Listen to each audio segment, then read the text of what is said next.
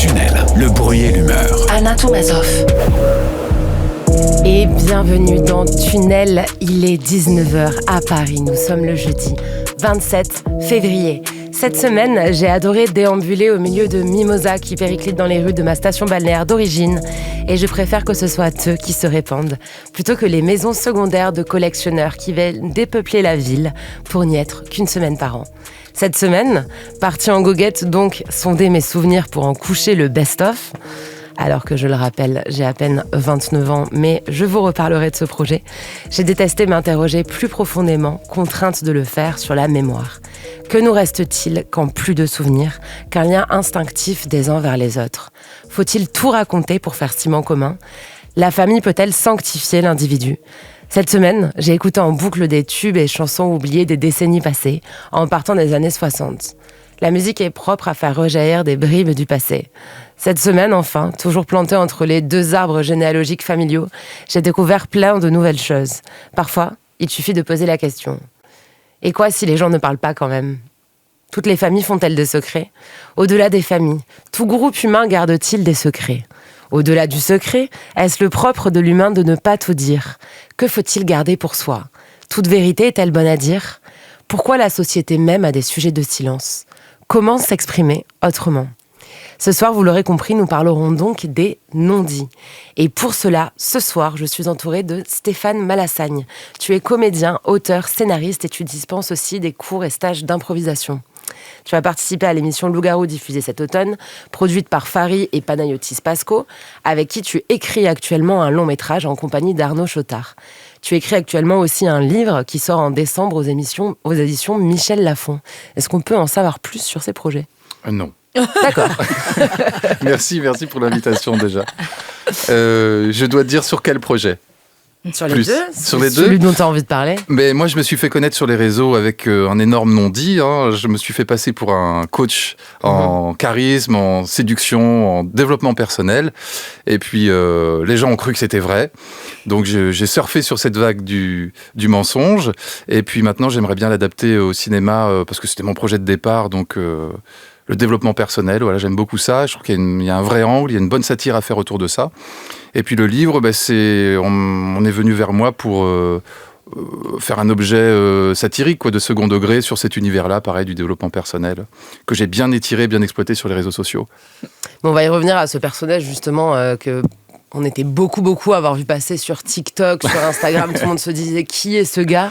Et en fait, c'était de la comédie. Mais on va en parler justement des faux semblants et de comment se cacher derrière des personnages. Merci d'être avec nous, Stéphane, ce soir. Merci.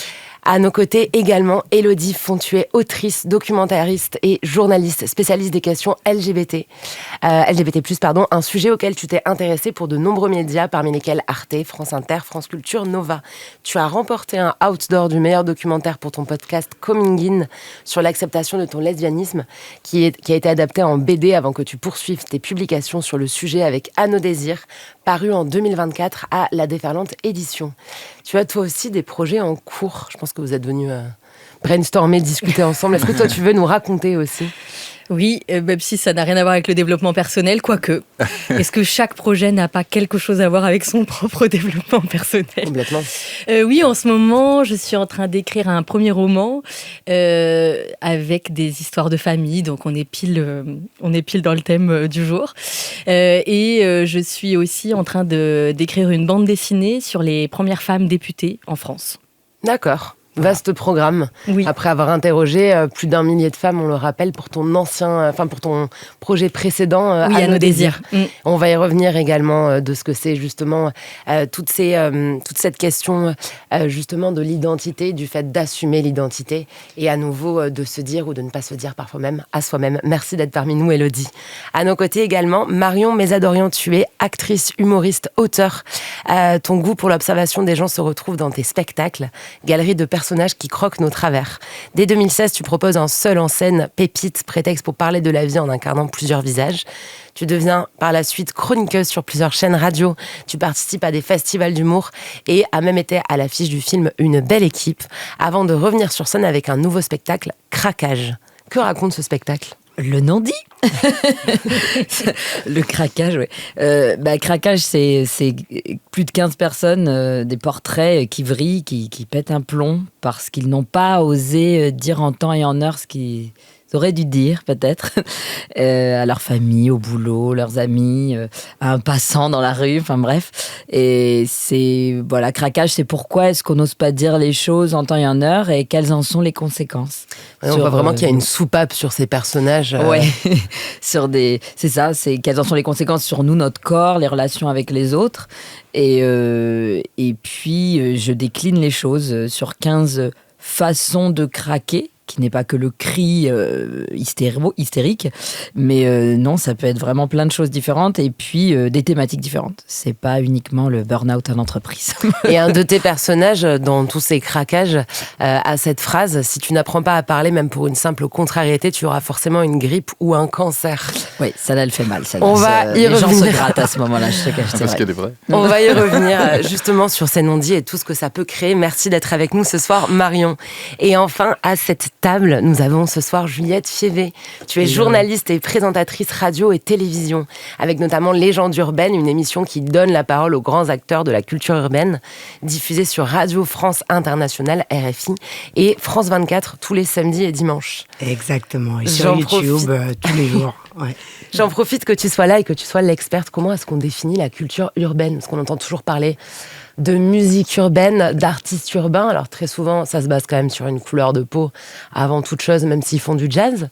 Comment est-ce que toi, tu définirais la culture urbaine ? C'est ça, c'est un peu, tu sais, ça veut rien dire, ça veut plus rien dire en réalité aujourd'hui. C'est un peu comme la diversité. Quand on te parle de diversité, tu sais que c'est les Noirs et les Arabes, en fait, concrètement. Urbain, je dirais aujourd'hui que c'est la culture contemporaine, en fait. C'est vrai que urbain, à la base, c'était certes le rap, donc on y intégrait aussi donc le hip-hop, le street art, le breakdance, etc., etc.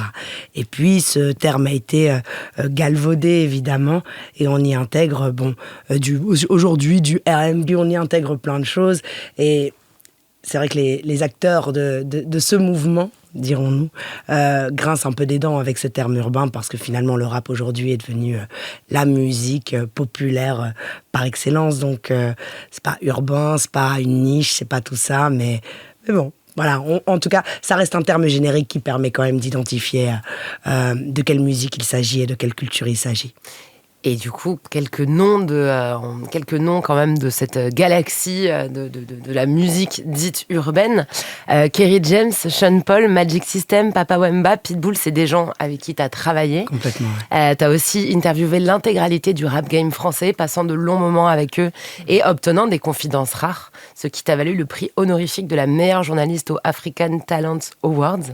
Et il fait de toi, à l'instar du reste de ce plateau, une invitée de choix pour dénouer les non-dits ce soir dans Tunnel.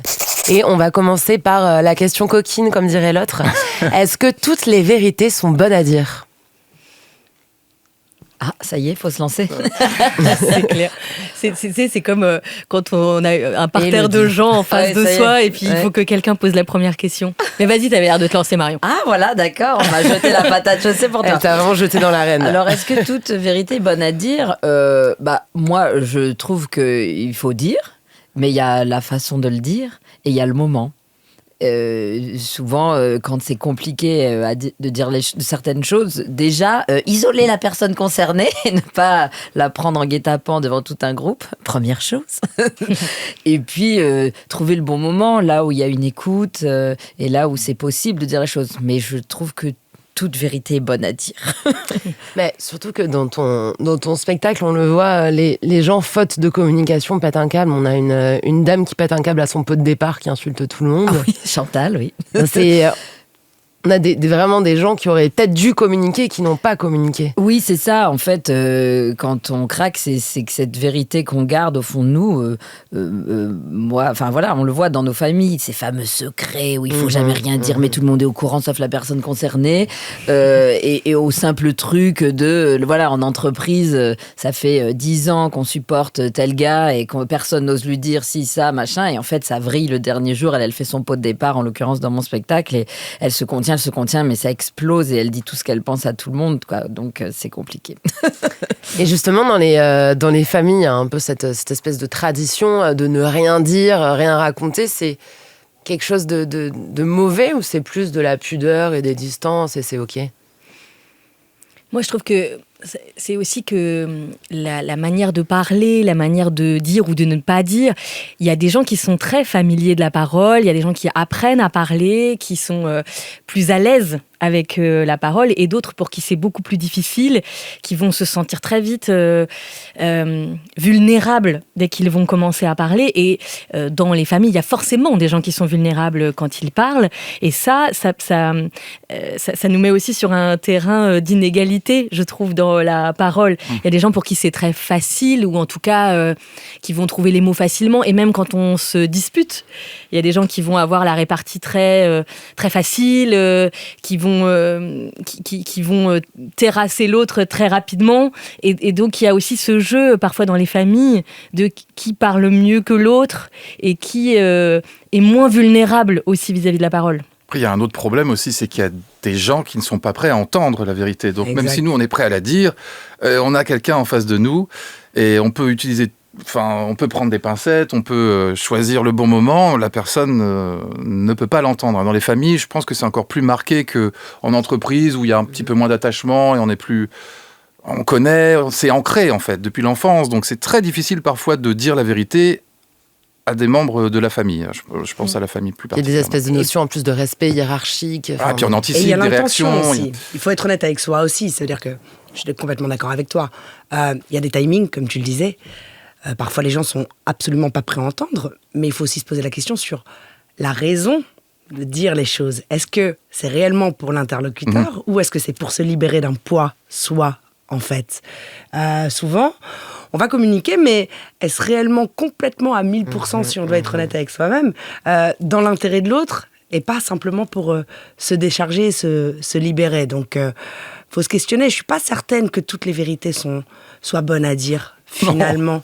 Mais Pas ça, ma mère, en tout cas. C'est un débat qu'on voit souvent sur les réseaux sociaux, justement, que je trouve très intéressant sur la question de la tromperie, etc.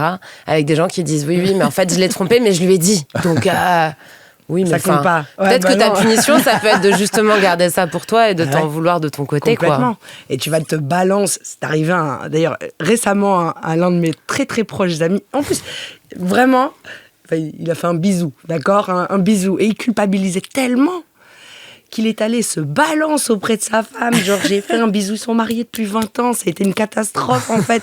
Je me dis, mais pourquoi tu vas te balancer? Et en fait, c'était pas par souci d'honnêteté envers elle, je crois. C'est parce qu'il se flagellait.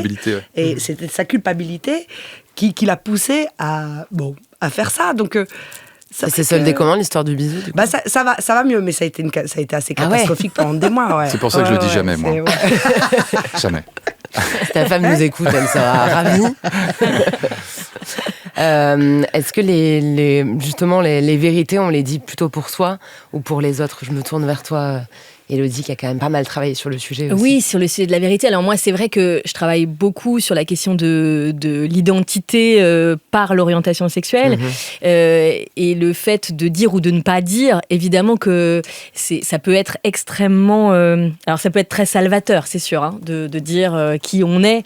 Et que quand on ne le dit pas, on peut être extrêmement malheureux. Je ne veux pas plomber l'ambiance, mais puisqu'il y a des jeunes qui écoutent Move, il y a par exemple beaucoup plus de risques d'être dépressif ou de faire des tentatives de suicide quand on est un jeune LGBT. Parce que justement, c'est plus facile, c'est plus difficile de dire et qu'on peut se sentir beaucoup plus seul, beaucoup plus vulnérable. Donc moi, je milite pour que les gens disent, mais c'est vrai que parfois on peut avoir extrêmement peur de la réponse en face de soi. À tort ou à raison d'ailleurs, la plupart du temps, la réponse en face de soi est moins terrifiante que celle à laquelle on s'attend. C'est-à-dire qu'en fait, on a tellement paniqué à l'idée de devoir dire à ses parents, à ses plus proches, que l'on n'est pas sur le chemin de la norme, que ça peut être extrêmement vertigineux de dire. On a l'impression vraiment qu'on va basculer, quoi, qu'on va tomber dans un trou et puis que a priori, on va décéder. Et c'est généralement moins pire que ça. C'est-à-dire qu'on peut avoir évidemment des réponses en face de soi qui sont pas les bonnes. C'est-à-dire que les mots sont pas les bons. Des gens qui vont par exemple dire ah bah c'est ton choix. Non, c'est pas forcément un choix en fait. C'est un parcours, c'est un chemin, c'est quelque chose que l'on décide pas. Voilà. Mais cette notion de choix, elle est par exemple assez mal choisie. Mais pour autant, c'est pas parce qu'on va dire à quelqu'un qu'on est homo que on va se faire virer de chez soi, par exemple. Il y a quand même un gap entre passer un moment moyen et se faire virer de chez soi. La plupart du temps, c'est un moment moyen, en vrai. Et ça, je trouve que c'est important aussi de le dire, parce que parfois, on projette aussi sur le fait de dire qui on est une terreur abyssale, en fait. De se dire, mais une fois que les gens vont comprendre qui je suis, ils ne vont plus m'aimer de la même manière. Et ça, c'est... Mais quand le non-dit est associé à la peur, je pense que le non-dit est négatif. Ça, je suis d'accord sur ça. C'est la grande citation qui dit « Si la peur frappe à ta porte, va ouvrir, tu verras qu'il n'y a personne derrière ». Je trouve que ce non-dit-là est mauvais. Pour soi, en tout cas. Celui-là n'est pas bon, et c'est vrai. Est-ce qu'il pourrait y avoir des non-dits positifs ? Bah oui, oui, quand même. J'imagine que... On parlait de l'entreprise, on ne peut pas aller voir son collègue... et lui dire, voilà, j'aime pas ta gueule, alors qu'on n'aime vraiment pas sa gueule. C'est comme ça, on est des animaux, on a des sensations, on ressent des choses, et il y a des gens qu'on n'aime pas, c'est épidermique, mais on peut pas le faire, on le garde pour soi, on le dit à sa collègue. Ça me fait penser à ma grand-mère. Mais il y a des non-dits qui sont positifs aussi, il y a des non-dits qui sont de l'ordre du respect, je pense. Tu parlais de l'homosexualité, j'en discutais avec un ami qui a une 50aine d'années, qui vit en couple avec son mari, mais enfin, ils sont pas mariés ni pacsés, mais bon, ils vivent ensemble. Et en fait, je disais, bon alors comment ça s'est passé avec tes parents quand tu l'as annoncé, etc. Il me dit, mais moi j'ai rien annoncé en fait. À un moment donné, ça limite à mes parents de faire un coming out. C'est pas à moi de le faire, en fait. Et donc, c'est assez drôle. Bon, les parents sont un peu dans le déni, genre, super ton coloc. Mais finalement, le fait de ne rien dire, c'est aussi normaliser une situation qui s'avère être normale, en fait. Alors, le problème, c'est que parfois, ça arrange bien tout le monde autour de faire semblant de ne pas comprendre. Et par exemple, on se retrouve ensuite dans des situations de non-transmission. Par exemple, c'est presque un mythe, cette histoire de grande tante qui vit avec la même femme depuis 55 ans.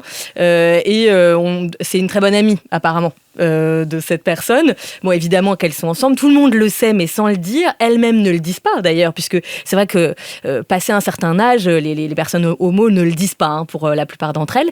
Mais derrière, quand ces gens décèdent, en fait, on oublie complètement, la famille va totalement oublier qu'elles savaient qu'elles étaient ensemble, et va dire, après tout, qui on est pour supputer qu'elles étaient ensemble. On attend souvent que les gens soient morts pour être tolérants, quand même. Ouais. C'est vrai. Non, mais il y a quand même cette idée aussi de dire non, on peut pas être sûr qu'elles étaient ensemble, donc on va pas le dire. Et finalement, la transmission de cet amour qui était un peu différent, n'existe pas. Et ça, je trouve qu'il y a aussi, en tout cas, après, ça peut manquer aux générations d'après. Pour ton livre, À nos désirs, tu as interrogé quelques 1200 femmes lesbiennes. Tu es allée, je crois, jusqu'à 87 ans. C'est quoi, à quel âge une personne que tu as interviewée... Attends, ma question est très mal posée. Je refais. Quelle est j'adore, quelle est la personne... C'est une question tunnel. C'est Il y aura un montage, rassure-moi. C'est comme les hommes en conférence. C'est pas une question, c'est plutôt une remarque. Et blam. Non, quelle est la personne la plus âgée à faire son coming out que tu as interviewée ? Voilà. À faire son coming out, tu veux dire auprès des autres, parce que celle de 87 ans, après l'histoire est hyper belle, enfin très touchante en tout cas. Cette femme de 87 ans, elle n'a jamais fait son coming out, elle l'a jamais dit, jamais. Elle a vécu avec une femme pendant 55 ans et cette femme est décédée il y a quelques années. Et quand elle est décédée, il se trouve que cette femme décédée avait eu dans une première vie un mari et 2 enfants, et donc des petits-enfants. Et c'est l'un de ces petits-enfants qui a fait un discours et qui a parlé de leur amour. Et elle était tellement touchée, et elle me dit, c'est comme ça que vous appelez ça, donc un coming out.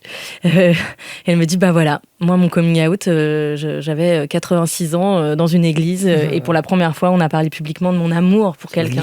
C'est magnifique. Et elle était en même temps désarçonnée et en même temps tellement touchée que les petits-enfants de cette femme disent « mais évidemment qu'on va parler de toi en fait. Ça fait 55 ans que t'es là, évidemment qu'on va parler de toi. » Et elle s'attendait à ce que elles partent toutes les deux dans la tombe, et donc pas dans la même tombe, et il y a pas de transmission financière qui se fait. Elles n'avaient pas acheté un appartement ensemble, donc l'appartement était... Enfin, vous voyez, en fait, ça pose aussi plein d'autres questions, les non-dits, puisque quand la transmission ne se fait pas, c'est tout un tas de transmissions différentes qui ne sont pas faites. Et ça crée une forme de clandestinité même de la relation aussi belle et était aussi longue. Oui, c'est-à-dire que ça crée de la marge. Alors la marge, elle a quelque chose de génial. Je pense que tu l'as vu aussi dans la culture urbaine, les cultures urbaines. Évidemment que ça crée de la créativité justement, ça crée de la liberté, ça crée des espaces aussi pour se penser différemment, et c'est extrêmement beau. Moi, j'ai parfois des témoignages de femmes de 80, 85 ans et je me dis, mais je les envie aussi à certains endroits parce qu'elles ont ouvert des portes et elles ont créé des espaces pour elles. Donc ça, c'est évidemment très beau. Ça peut aussi, la marge, créer de la vulnérabilité et de la souffrance parce que on peut se sentir très isolé, très seul et se sentir un peu à part. Aussi, parfois. C'est pas tout noir ou tout blanc, il y a vraiment je trouve, en tout cas, beaucoup de nuances. Et sans doute aussi beaucoup de nuances dans le non-dit, en fait. On discutait juste avant des gens qui gardent des secrets toute leur vie. Et j'aimerais parler de la question des confidences. Est-ce que ça peut sauter des générations ? Je donne un exemple personnel pour qu'on comprenne bien de quoi je parle. Moi, j'ai avec mes grands-mères des discussions qu'on a eues ni elles ni moi avec mes parents, donc qui sont leurs enfants. Mais par saut de génération, elles me disent plus facilement parce qu'il n'y a pas d'autorité, parce que elles sont à un stade plus avancé de leur vie, etc. Juliette, je t'ai entendue dans un podcast parler de Mathilde. De Mathilde. Oui, une dame très très âgée. Oh waouh. Ouais. Ah ouais. Ok, t'es remontée jusqu'à là. Ouais.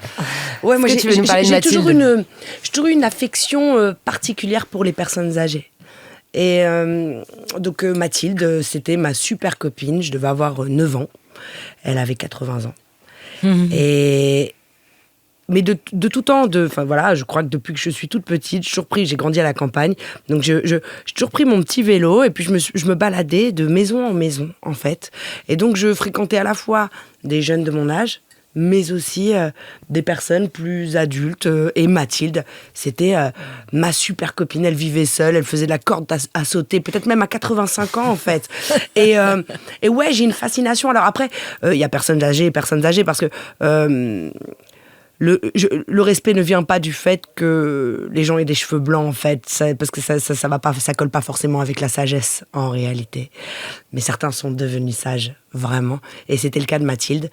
Et donc c'est vrai que j'avais autant de plaisir à parler avec Mathilde qu'avec des enfants de mon âge. Je suis assez fascinée par cette douceur et c'est justement ce recul quand tu parlais des sauts générationnels, effectivement. Ma grand-mère, dont j'étais extrêmement proche, m'a confié des secrets. Je suis absolument certaine que ma maman n'est pas au courant de cela. Donc, mais parce qu'il y a une espèce de confiance, il y a un lâcher-prise, en fait, de la part des grands-parents. Ils n'ont pas l'obligation disciplinaire, ils n'ont pas... Et c'est vraiment, finalement, en Afrique, on dit souvent qu'il faut tout un village pour élever correctement un enfant, en fait. Et je vois beaucoup de parents, moi j'ai pas d'enfants, mais je vois beaucoup de parents qui apprennent à être parents. On n'est pas parents, on devient parents. Donc j'imagine qu'on fait un tas de conneries monumentales avant de pouvoir trouver une forme de règlement, du bon parent. Et les grands-parents ont fait ces erreurs-là bien avant. Donc du coup... c'est vrai qu'en Afrique, les enfants sont élevés par les grands-parents, les parents, les oncles, les tantes. Les enfants sont rarement élevés uniquement par leurs parents. Et c'est vrai que ce combo-là est assez chouette, ouais. Et après, je vais rebondir quand même sur cette histoire du non-dit dans les familles. Parce qu'il y a un truc qui me fascine en ce moment. c'est les mémoires familiales. Je ne sais pas si vous avez entendu parler de ça. Et c'est prouvé scientifiquement. C'est vu à la télé, ils ont dit que c'était vrai. Mais c'est vrai, et c'est assez hallucinant. Les médecins ont découvert, les psychologues, que si par exemple ton arrière-grand-mère s'est faite violer, eh bien, on peut retrouver les stigmates et les stigmates de ce viol dans ton ADN à toi 3 générations plus tard, en fait. Tu vois, et tes cellules sont traumatisées. Tu as des cellules traumatisées.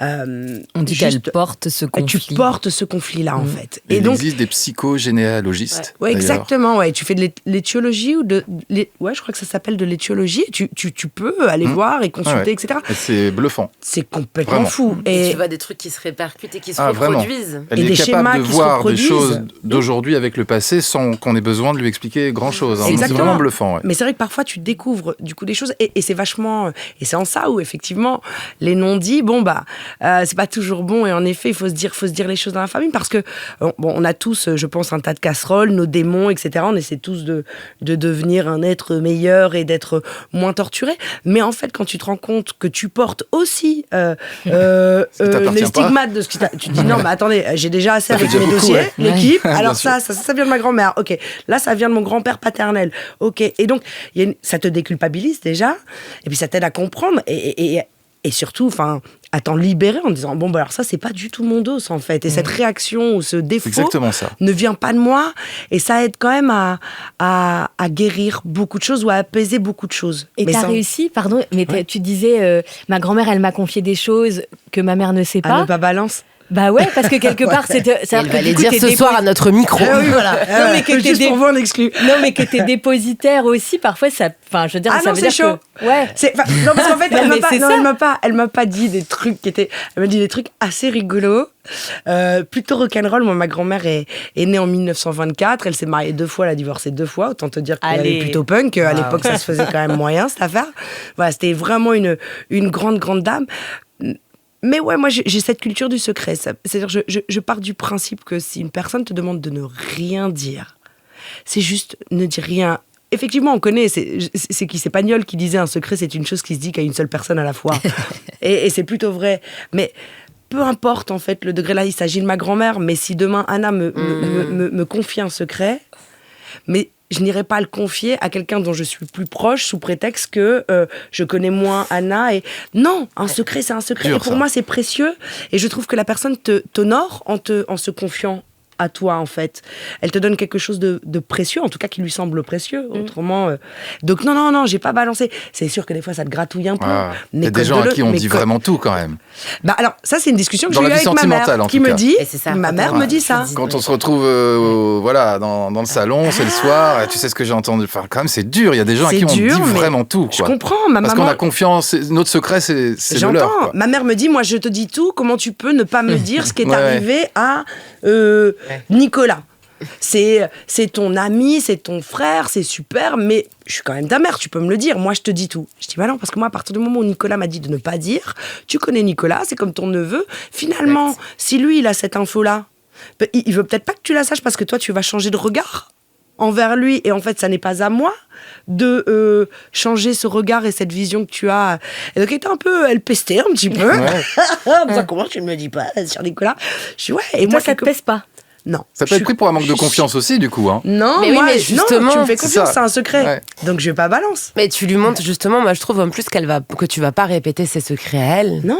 Donc du coup, il y a ce truc-là aussi. C'est que moi, par exemple, quand je rencontre des gens et que je vois qu'en fait, même pas forcément ils gossipent, tu vois, méchamment, mais juste, je vois qu'ils me racontent, alors que je les connais depuis 2 heures, des secrets d'amis proches à eux, je me dis, toi, je vais jamais rien dire. Exactement. Exactement. Même si là, tu m'honores en me disant un truc, et tu m'aimes bien, et tu fais ça pour que peut-être le lien aussi se renforce et tout. Si t'es marié depuis 20 ans à quelqu'un, t'as partagé toute ta vie, tu imagines lui cacher des choses, c'est un peu lui cacher. Non, on m'a dit, donc je peux pas te dire. J'entends, mais parfois, ça regarde pas forcément, en fait, que ce soit ton épouse, ton mari, ou finalement, c'est le dos de l'autre. Et puis après, garder un secret ou ne pas dire un truc. Il y a des gens, tu sais très bien que même s'ils ne veulent pas te trahir, ils sont incapables. Ouais. C'est-à-dire que moi, je sais vraiment qu'à RFI France 24, je vais à la cantine, ok. Et si je veux être sûre, tu vois, qu'il y a une information qui passe, je sais exactement quelle tête aller voir pour dire, j'ai un secret à te dire. Pour être absolument sûr que toute la boîte soit au courant de l'information, parce que la personne ne pourra pas garder ce secret. Tu identifies les gens qui sont, tu vois, secrets et qui savent respecter ça. Et puis parfois, tu rends service aux gens à ne pas dire. C'est-à-dire, il y a des cas de figure, et ce sont des choses toutes bêtes, mais j'ai le souvenir justement quand j'invite Booba, que dans Légendes urbaines, c'est quand même un événement, c'est l'une des seules émissions qu'il fait pour la sortie de son album. Booba... c'est bien de faire preuve de discrétion. De toute façon, quand ce soit Booba ou n'importe qui, quand il y a une énorme star comme ça, pour éviter qu'il y ait 1 milliard de gens qui se pointent, ne serait-ce qu'à la porte, à l'entrée, dans les studios. Tu vois, parfois, tu peux te retrouver débordé. Ça m'est déjà arrivé. Donc, du coup, je mens à 80% de mon équipe. C'est-à-dire, il n'y a que mon réalisateur, avec qui je bosse sur l'émission, qui est au courant qu'on reçoit Booba. Et le boss de la sécu. C'est la porte ouverte. Voilà. Mais tu sais pourquoi ? Parce qu'en fait, dans l'équipe, je sais que certains, si je leur avais dit, ce serait fait une joie d'avance, bien évidemment, je leur aurais demandé de ne pas le dire, mais je sais que quelque part je les chargeais, je leur mettais un poids sur les épaules, ça allait les gratouiller pendant une semaine parce qu'ils n'allaient pas pouvoir s'empêcher de dire, ou alors j'allais les mettre dans un truc de torture en fait, tu vois ? Donc j'ai préféré ne pas dire. Alors ils m'ont fait un peu la gueule en me disant, tu me fais pas confiance. J'ai dit non, c'est pas ça, c'est que juste je ne t'ai pas donné un poids, je t'ai pas donné un dos à gérer, tu vois ? Ça, que tu le saches aujourd'hui ou il y a une semaine, ça t'a pas titillé et tu t'es pas retrouvé le cul entre deux chaises. Est-ce que je le dis à mes enfants ? Est-ce que nanana ? Est-ce que j'en parle ? Non, tu t'es pas retrouvé dans cette situation. Mais Stéphane, quand t'as été casté à Loup-Garou, t'avais pas le droit de le dire. Quand tu passais les phases de casting et tout. Non. D'ailleurs, on n'avait pas le droit non plus de se rendre... Enfin, on ne pouvait rien savoir. T'as fait comment ? Je l'ai dit. Tout simplement. Et la prod est ravie s'ils nous entendent. Non, le pire, je crois, c'est quand on fait le... Bon, non, mais bon, je vais pas cacher à mes enfants, quand même, un truc pareil. Non, je l'ai dit. À mes amis proches, à mes enfants, aux gens de confiance, voilà. Qui ont ensuite sont allés sur les forums le répéter. Non, pas du tout. Mais je l'ai dit vraiment à mon entourage proche. Le plus dur, ça a été de faire le jeu. Donc là, je crois que je peux le dire maintenant, de gagner. Et de ne pas pouvoir le dire parce que l'émission, enfin Canal, disait non, il faut qu'on garde, il y a beaucoup de replays, etc. Donc c'était un non-dit qui était lourd. Ils me l'ont dit, je crois, je gagne, je sors le lendemain, j'arrive chez moi, je le dis à mes enfants direct. Donc voilà, je n'ai pas du tout pu tenir ce non-dit-là, c'est impossible. J'ai fait ça, enfin, elles étaient tellement contentes. Je sais pas, je pense qu'on peut effectivement, c'est un peu comme l'humour, les non-dits, c'est ce que je disais tout à l'heure. On peut rire de tout, mais pas avec tout le monde. On peut tout dire, mais pas à tout le monde. Voilà. Là, je sais que mes enfants, c'est ma vie. Je sais qu'il y aura rien. Leur maman, mon entourage, ma famille, ma compagne aujourd'hui. Je sais que c'est des gens de confiance. C'est pour ça que je parlais de confiance tout à l'heure. J'entends. Donc, je le sens au plus profond de moi. Et si un jour je me trompe, là, ce serait terrible, mais je pense pas. Voilà. On espère quand même que tes enfants vont pas te trahir. Elles l'ont fait le lendemain, dès le lendemain. Mais elles l'ont pas vendu à la Presse People. Non. On leur a pas proposé assez d'argent. Et donc, tout à l'heure, il y avait un peu 2 écoles. Juliette, c'est l'école de l'étanchéité. On m'a dit de ne pas dire, je ne dirai rien, c'est comme ça. Et Stéphane, c'est l'école partagée, je pense, par beaucoup de monde, de oui, mais je peux quand même dire à ma femme, parce que c'est ma femme. Bon, je peux quand même le dire au commissariat, je peux quand même le dire à la... Tu sais, après, ça va loin quand même, hein, tu vois. Ma femme aussi est très agressive, hein. Je suis obligé de... Il faut aussi voir la personne. C'est une question de choix aussi, en fait. C'est ça le problème.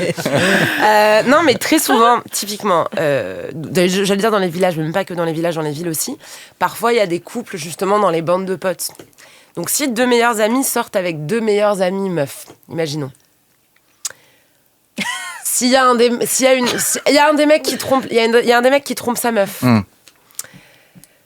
S'il le dit à son meilleur pote, mais que son meilleur pote du coup il le dit à la copine, tu vois. Il faudrait un tableau derrière moi. Ok, je veux bien. Non, mais c'est très clair. Couple A, couple B. Si le mec du couple A trompe la meuf du couple A et qu'il le dit à son meilleur ami, qui est le mec du couple B, qui le dit à sa copine, qui est la fille du couple B, mais qui est meilleure copine avec celle du couple A, comment tu fais ? Et c'est très souvent des trucs comme ça dans les familles, c'est ça. C'est qu'en fait, tu finis par dire des secrets, mais qui font des conflits d'intérêts chez les gens. Comment on fait ? Comment on fait? Je dois trouver une solution. Regardez Marion, vas-y, On est plus solution. discret. Moi, l'impression de dire un jeu de société. Marion, toi. Oh, je suis quand même partisane de On dire aimerait les le temps. choses, moi. Malheureusement, moi c'est terrible, hein, mais. Tu fais Bah, Brise un couple, fais quoi. exploser la bande, quoi. Voilà. Non, je trouve juste que malheureusement, ça libère tellement les gens de savoir ce qui se passe, de dire ce qu'on ressent. C'est libérateur. C'est terrible. Mais il faut trouver les mots. Il faut trouver le bon moment. On n'est pas obligé d'agresser les gens pour dire j'aime pas ta gueule au boulot. Ouais. Et souvent, Ça si sent j'aime pas- désagréable quand même. tu vois. Voilà. Je n'aime pas trop ton physique. tu Voilà. vois, ça reste Alors, quand même. si c'est juste ça, c'est dommage. Mais en général, c'est qu'on n'aime pas un comportement Voilà, c'est ça. normalement. Une Donc, personne, ouais. si c'est une façon de se comporter, c'est qu'il faut quand même le dire parce que 20 ans à se foirer un gars comme ça, c'est compliqué. Et je trouve que en amour, en amitié, tout c'est libérateur de dire les choses. Vous avez déjà caché quelque chose d'important à quelqu'un? Parce que c'était trop chiant, en fait, de le dire, et c'était la flemme, et ça allait foutre. Encore, ça compte ou Mais vas-y. encore? Non. Franchement, Raconte-nous, on veut la méthode. l'enfer. C'est ça. Bientôt, juste après l'émission. Psychopathe. T'attends, après ça va, il y a plusieurs sorties. Donc, Oups, je l'avais dit qu'à ma femme jusqu'ici, mais là, c'est sorti. Non, franchement, moi, je n'ai pas l'impression d'avoir fait ça dans ma vie. Non, moi non plus, je suis limpide. Toi, oui. D'avoir fait quoi, attends? cacher quelque chose d'important à quelqu'un. Oh c'est le fameux non-dit si ça l'arrange pas l'autre. C'est le thème de l'émission. Oui, moi je suis partisane pour dire les choses, mais c'est vrai que oui, dans ma vie, il y a des choses que je ne dis pas à l'autre. Si c'est des petits trucs où en fait ça va plus lui faire du mal qu'autre chose et que tu dis ok, bon, cette info en vérité dans 2 mois tout le monde l'aura oublié, vraiment on s'en fout quoi. Donc c'est plus ça. Je suis partisane pour les gros trucs parce que quand c'est gros, c'est il y a des important. gros soucis et en plus, comme tu l'as dit tout à l'heure, l'histoire l'oublie et ça n'aide pas les générations d'après. Donc c'est vrai que ceux qui osent le dire, ils se libèrent. Il y a un gros combat à porter.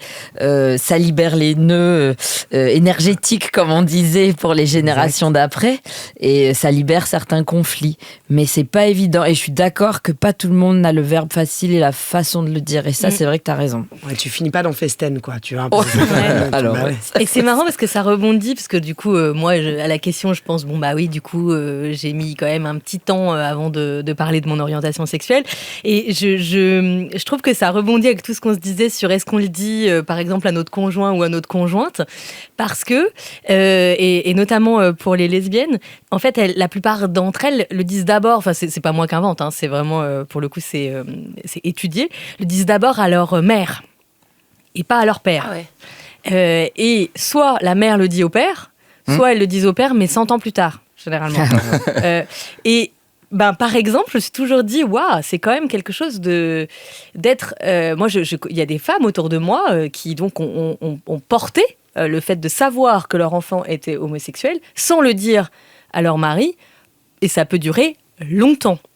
Et je trouve que c'est hyper intéressant de se dire que fais-tu quand tu es dépositaire du secret d'un de tes enfants ? Ouais. Mais tu précèdes ma question suivante, donc ça tombe très bien. Est-ce que mentir par omission, c'est mentir ? Parce qu'au final, par exemple, le fait de rester dans le placard, c'est une omission. Mais en même temps, ça regarde que toi. Oui. Après, ça regarde que moi, mais moi, je suis quand même. Je sens vraiment que ça a changé ma vie de le dire. Donc, ça regardait que moi, mais heureusement que je l'ai dit. Parce que sinon, j'étais en train de dépérir. Donc, moi, il a fallu que j'ouvre la porte. Après, moi, je fais vraiment partie de l'équipe des gens qui ont besoin de dire. Pas forcément de dire ce qui... pour le coup, je garde les secrets, mais j'ai besoin de dire c'est une personnalité. Il y a des gens qui ont besoin de garder pour eux, et d'autres qui ont besoin d'exprimer. Et s'ils n'expriment pas, ça devient dangereux et lourd. Ouais. Donc ça, c'est vrai, mais ça marche pas que pour sa sexualité, hein, ça marche ne serait-ce que parce qu'on tombe amoureux de quelqu'un d'autre, par exemple, et on ne sait pas où se situer par rapport à ça. Est-ce qu'on est sûr de soi, on garde, et le moment où on le dit, même simplement à un ami, c'est vraiment une libération.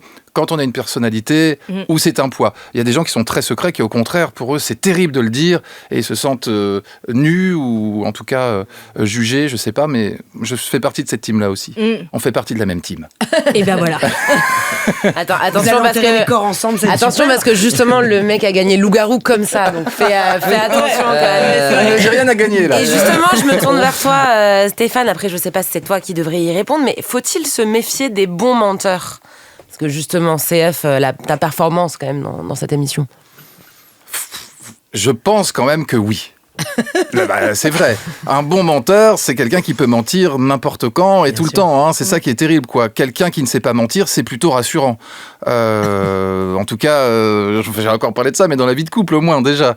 Un bon menteur, je sais que quand je fais ça, je me dis, en sortant, ça a été le cas. Hein, mon entourage, des gens proches, je dis quand même, tu le fais bien, quoi. Hein.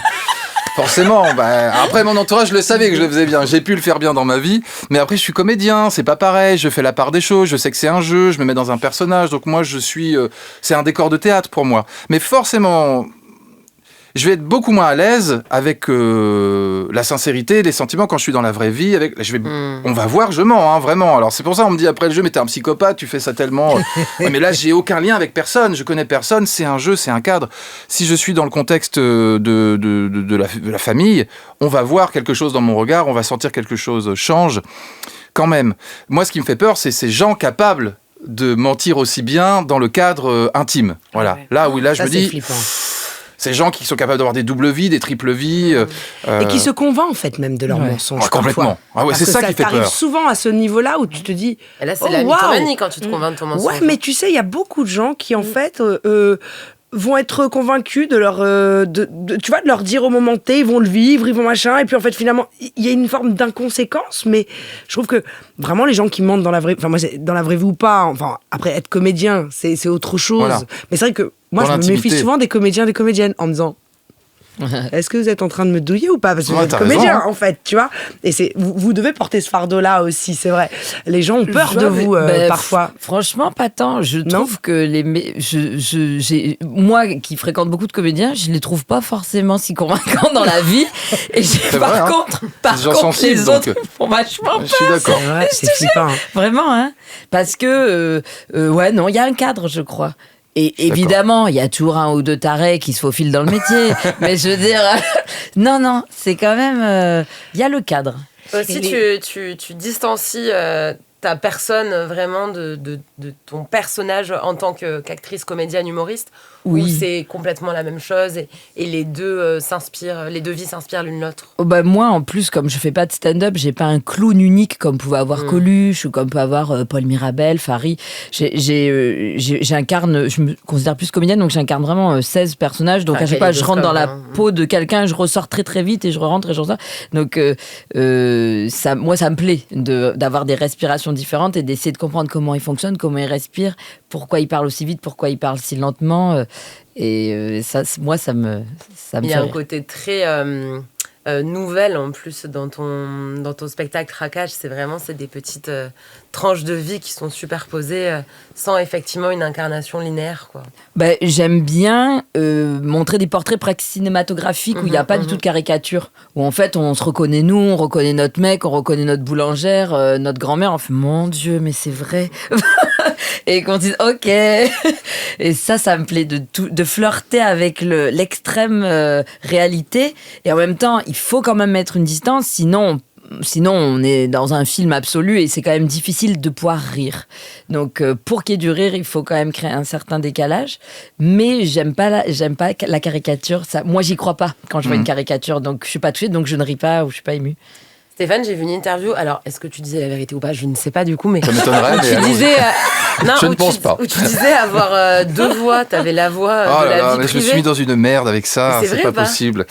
Mais parce qu'en fait, Non, parce que en fait, j'avais l'impression que c'était une blague quand tu alors je vais le disais- dire ici, voilà, c'est bien, parce que je me suis retrouvé sur les réseaux avec ça. Si tu veux, Guillaume Play me propose de faire une interview, et moi ça faisait 1 an que ce personnage de coach de vie, tout le monde pensait que c'était vrai, parce que je jouais justement sur cette frontière du vrai-faux en permanence, du docu-fiction. Mais Donc, c'était hardcore, on regardera des séquences pendant les musiques là, pour que vous ah, ok. voyez si vous n'avez pas la On n'est ref. pas obligé, hein, mais ok. Et donc je lui propose, ok, je fais la première partie de l'interview dans le personnage. Les gens vont croire que c'est vrai, mais la deuxième, est-ce qu'on peut dire des trucs, voilà, montrer que je suis comédien, parce que moi je joue d'autres trucs à la base, je fais de la tragédie, tout ça, je suis pas. Bon voilà, je me suis retrouvé malgré moi là-dedans, sur les réseaux sociaux. Et j'ai pas pu m'empêcher, je sais pas pourquoi, c'est plus fort que moi au moment où c'est ma partie où je dois parler de moi sincèrement. Je lui dis, mais tu sais que c'est pas ma vraie voix. Et je m'enfonce. C'est comme ça, c'est l'impro. Des fois, on a une piste et on s'enfonce dedans. Et là, je m'enfonce. J'étais sûre. Et je m'enfonce là-dedans, quoi, forcément. Mais lui, je dis, c'est pas vrai. Donc, je lui joue ma vraie voix qui serait celle-là. Et là, il commence à me croire. Mais c'est pas vrai. Je lui dis, si, je la travaille depuis petit. C'est un complexe. Et je commence à raconter une histoire à mon personnage. tout le monde y croit. Ah, je suis mal à l'aise quand même, je me dis merde. Je sens qu'ils sont gênés, il me dit désolé, je voulais pas me moquer de toi et tout, donc j'ose pas dire que c'est pas vrai. Bon, je rentre chez moi, le truc sort, et là je reçois plein de messages sur Instagram. Oh, soutien, force à toi, moi aussi j'ai vécu ça. Oh non, oh là là. Alors là, je me dis bon, alors je vais plus le dire parce qu'on va croire que je me moque du coup de ça, donc je ne vais rien dire. Et je vais dire bah ouais, je comprends. Je comprends les gars, on est ensemble. Non, on n'est pas ensemble. T'es les mecs, presque devenu porte-parole d'un truc. Voilà, des gens qui ont des voix de merde. Tu es beaucoup trop crédible en fait. Non, mais c'est terrible. Et il y a même quelqu'un qui m'a appelé pour dire écoute, j'aimerais bien raconter ton histoire parce que c'est super beau ce que tu racontes sur ton enfance. On pourrait faire un court-métrage. J'expliquais dans mon enfance, mais bon, dans les moments d'intimité, j'expliquais dans l'interview que c'est choquant. dans les moments d'émotion, ma vraie voix reprenait le dessus, notamment quand je faisais l'amour. Ah oui, c'est bon, ma voix reprenait. Oh non.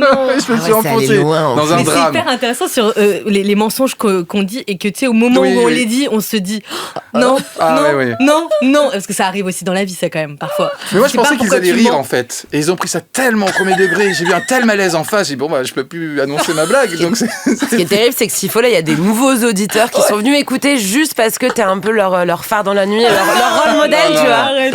Et ils pensaient entendre ta vraie voix. Bah, c'est Et en celle-là. fait, Voilà, ils j'en ai pas entendent d'autres. ce story time. C'est terrible.